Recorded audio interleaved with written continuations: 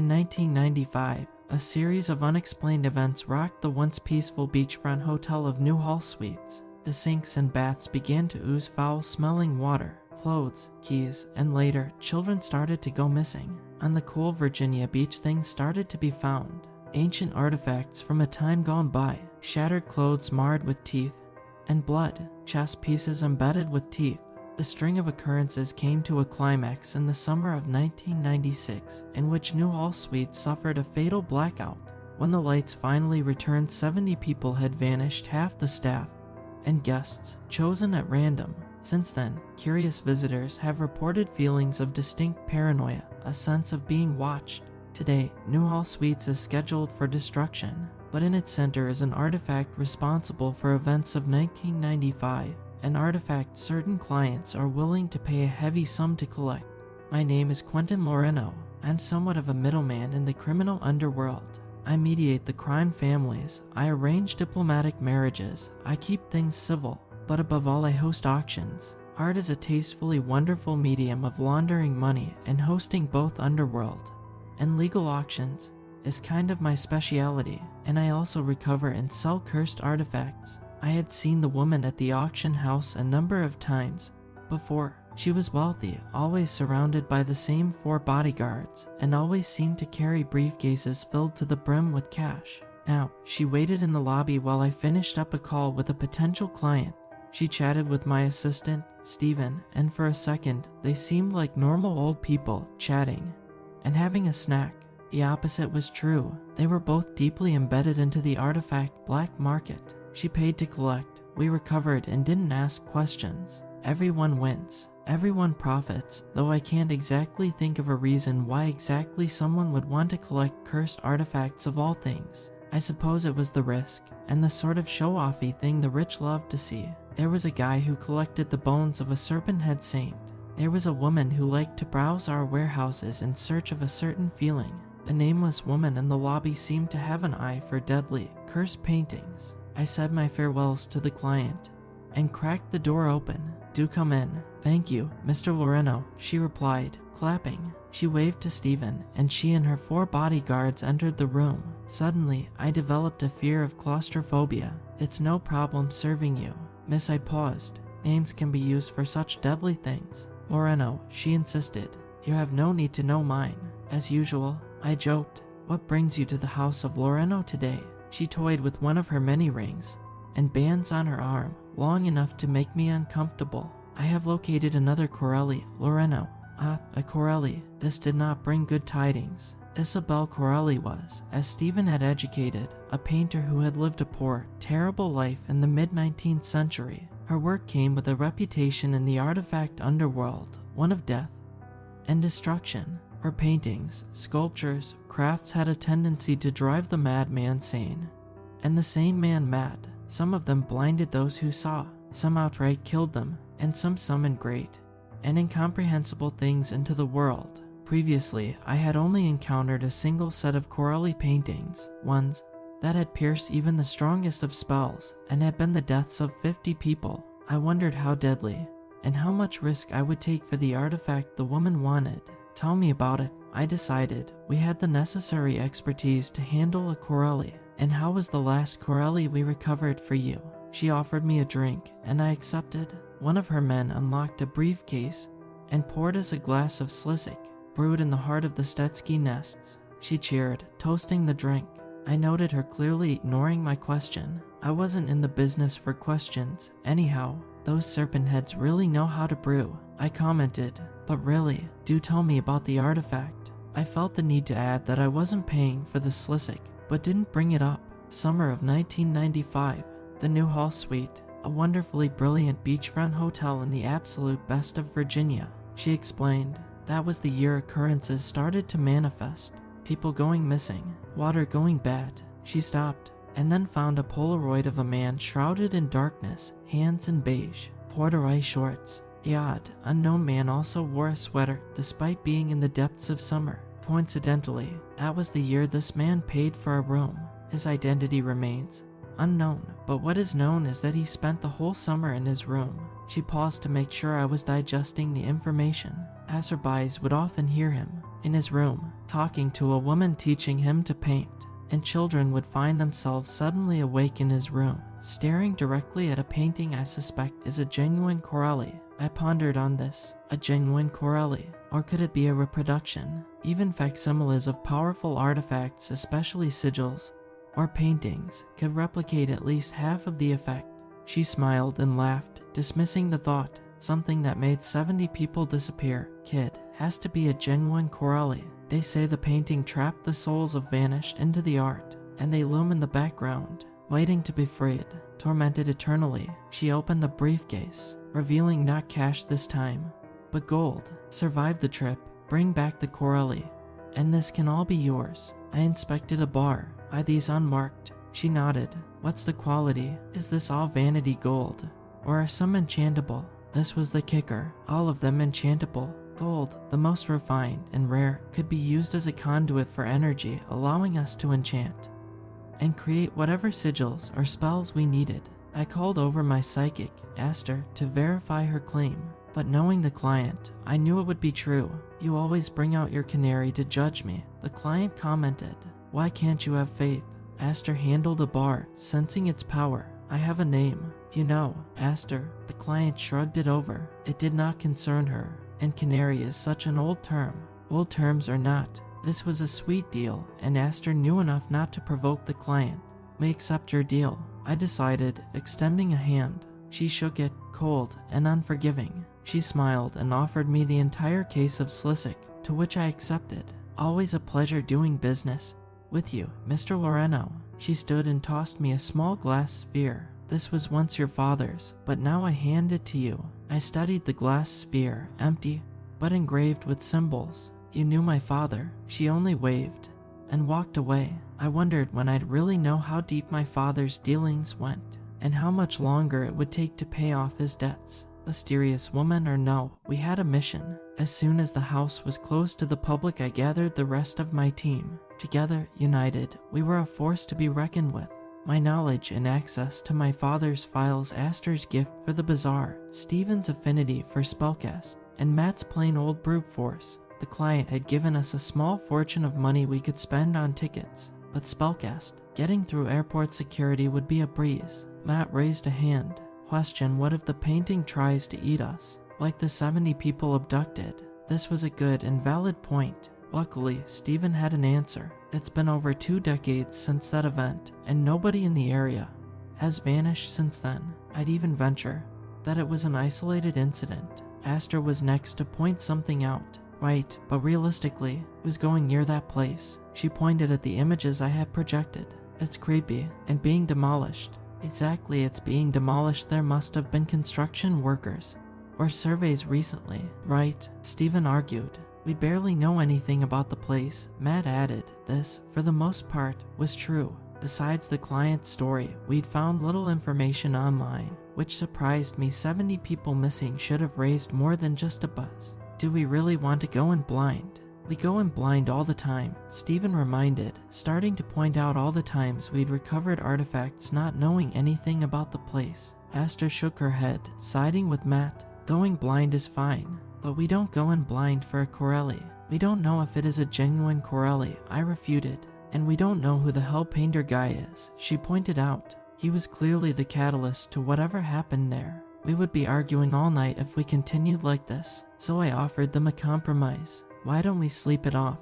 I shut down the projector. Go home, rest, and think on it. If you feel up to it, meet me here at 6 in the morning. If we don't, Matt asked. I shrugged. Then we don't go. I paused, thinking. I don't want to put any one of you in danger, and I don't want to go looking for a Corelli blind. At that, without the full force of everyone, Aster laughed. You're a good boss, Quentin. I shrugged. Maybe I was, maybe I wasn't. In truth, I was a bit scared of going in blind, and Corellis had such violent reputations. I was starting to wonder if I should cancel after all, but I slept on it, and so did the others. I came into work at 6 the next day, ready to cancel if even one didn't show. But to my surprise, they all were there, already away, and eating away at a box of bagels on the sofa. Matt threw me a bagel. I caught it. You're late, Quentin. I'm not. It's 6:15, Aster pointed out, staring into the soul of a clock.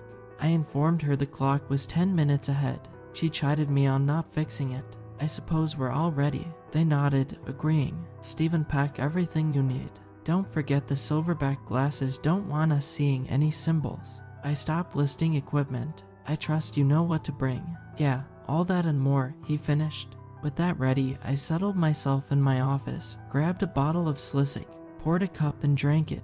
It shot me into focus, and the drowsiness of the morning faded away. I snatched an enchanted dagger a man by the name of Mognes had given me. I found the pistol my father had often used, and tucked it. This was it. I was ready, and so was the house. We were off to the airport, taking Stephen's odd but still useful van. City paved into suburbs, suburb paved into the country, and country soon paved into the ever-bustling airport. 3 hours later, we were in Virginia, checking into our hotel for the night, and right after that we rented a car and drove to the Newhall Suites. The place was essentially a large V. It opened into the beach and seemed ever larger than how the numerous photos had depicted it. To add insult to injury, a light rain had gathered above the hotel and the waves crashed into the building, gently flooding it. When it was clear that nobody was around and we hadn't been followed, we exited the car, opened the trunk, and retrieved our weapons. "Ready?" I asked. "As ever as I'll be," Matt managed, slinging a large rifle over his shoulder. I turned to Esther, who reached out into the ether, a blank look in her eyes. "Something powerful not of this world. It's dormant, but it'll wake when we enter." She reached further. "It feels like a Corelli, but not quite." I asked her if she could pinpoint the exact location. "Left wing. Can't seem to pinpoint which room exactly, keeps shifting." "Good enough. Let's go," I ordered, standing up and walking onto the beach. The rain was cool, unforgiving, and even the wind seemed against us, sending shards of sand flying at every step. Stephen opened his phone, found a document, and read off of it, casting a light protection spell. The sand gently stopped. Matt raised a hand. "There's movement up ahead." We observed the lobby. Ever slightly, there was movement. 2 shadows searching the area. Perhaps looters, perhaps curious explorers. No, the way they methodically checked every corner and carried themselves made me wonder if they were something more akin to our expedition. They hadn't noticed us, and as silent as them, we slipped into the main lobby. Matt hand signaled us to positions. We would take them by surprise. "Hey," Matt shouted, alerting the 2, rifles poised directly at them, hands where we can see them. They stepped out from the shadows, 2 men with weapons as dangerous as ours. "Calm it, cool it," one of them managed, setting his weapon down. The other followed suit. "We're just urban explorers." Stephen looked at them blankly. What type of urban explorers carries a gun like? He picked up the weapon and studied it. This was when I noticed they were wearing uniforms, a dark green with a distinct 7 sewn into them. "They're with the company," I informed. Company 7 was in essence the more legal side to the artifact trade. They recovered the bazaar, took them into their elusive warehouses across the world, away from the hands of evil. They also went over rogue artifact dealers and the black market. Unfortunately for us, we were the black market they were so intent on stopping. The first man, about my age and clearly the leader, spoke. "You must be artifact dealers." He sized us up, studying each of us. "What family do you work for?" I shook my head. "We're independent contractors," I said. "House of Loreno." "I've heard of you," the other man noted. "But I thought Anthony Loreno was killed by the company." This was news to me. My father had vanished on a cruise ship, searching for an artifact supposedly on an island plagued by ancient beasts. "I'm Quentin," I explained, "and I have nothing against the company. We're just looking for the Corelli," Astor added. A frown fell on the leader. "Corellis don't belong in the hands of the black market." He seemed angry at this. "Tell me, do you know what your client plans to do with such a thing, as dangerous as that?" He added a final tidbit. "They weren't told there was a Corelli here. We don't ask questions," Stephen countered. "And if you people aren't here for the Corelli, why? That's not your business." They both stood up now, challenging us. "We'd like to go now." Matt placed a finger on the trigger. "Don't you move."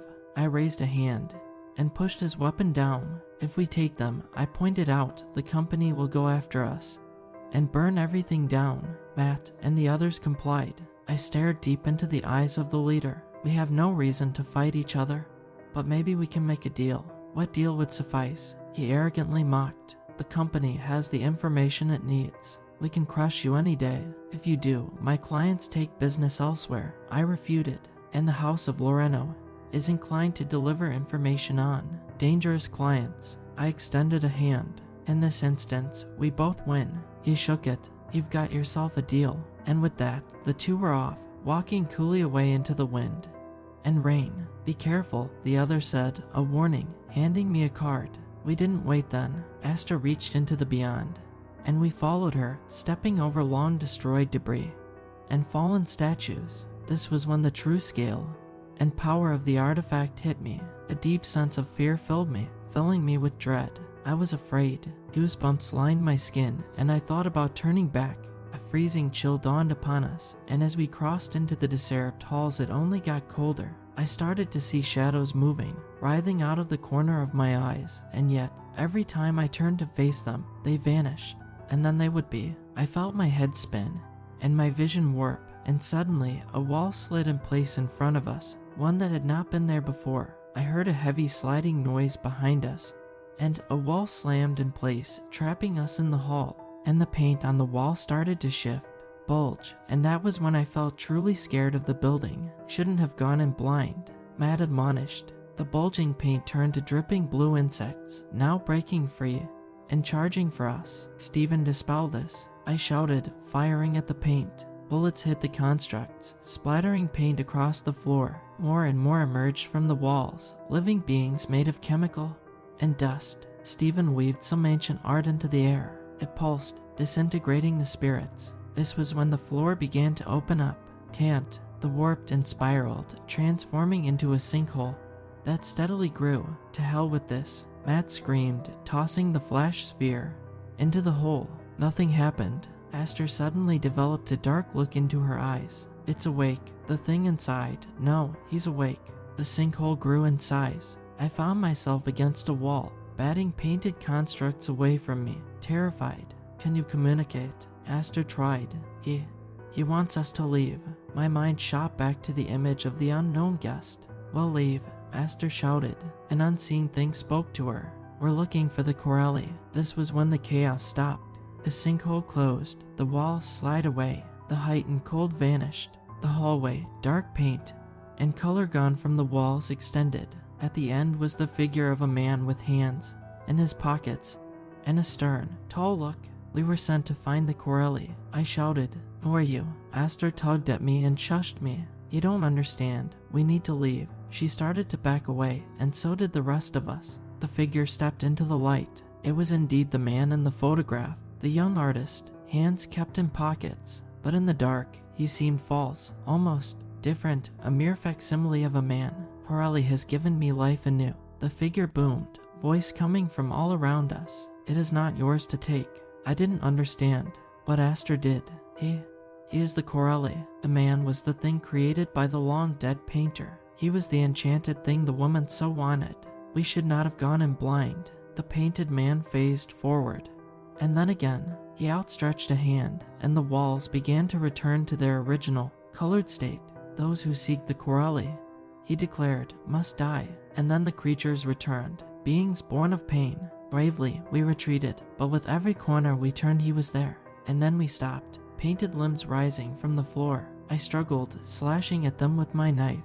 Aster reached out and crushed her bonds. Matt fired wildly. Steven cast spheres of fire. Sphere, that was it. I found the glass sphere the client had given me and opened it. The hotel screamed in agony as I did, and the painted constructs fell, rising into the air and disintegrating. A vacuum opened, and the paint started to swirl into the glass, filling an impossibly small space. She has come back for my life, the painted man solemnly murmured. I have been forsaken. And then the man himself disintegrated into nothing but ooze and globs of paint, vanishing into the jar. I looked into the glass. A face looked back out, frozen, somber, betrayed. What is that? Aster asked, confused. I told her that the client had given it to me. Steven inspected it, feeling the symbols. This is the language of the precursors. He puzzled. Who exactly are we dealing with?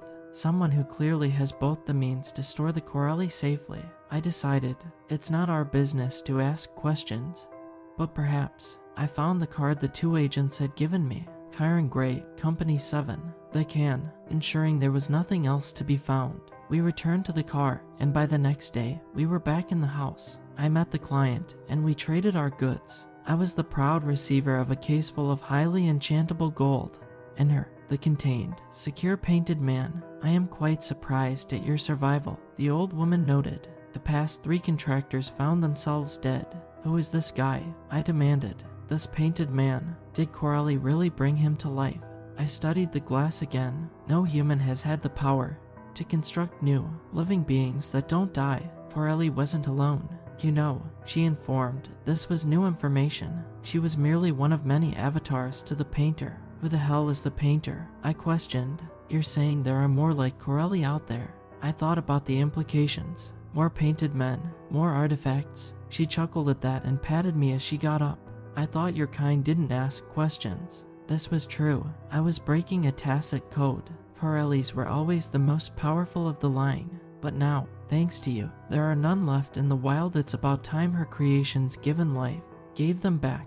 I decided to cross the code. Who are you? Really? I think. She opened the door and stepped out. You already know. She was Isabella Coralie, and for some unbeknownst reason she was gathering her artifacts once more to gather them into safety and taking back their power. Why now, 200 years after her death, was she back? I didn't know, but it was as she said. My kind, the middleman, the artifact hunter, we didn't ask questions. That was the day I started to wonder if we should be asking questions.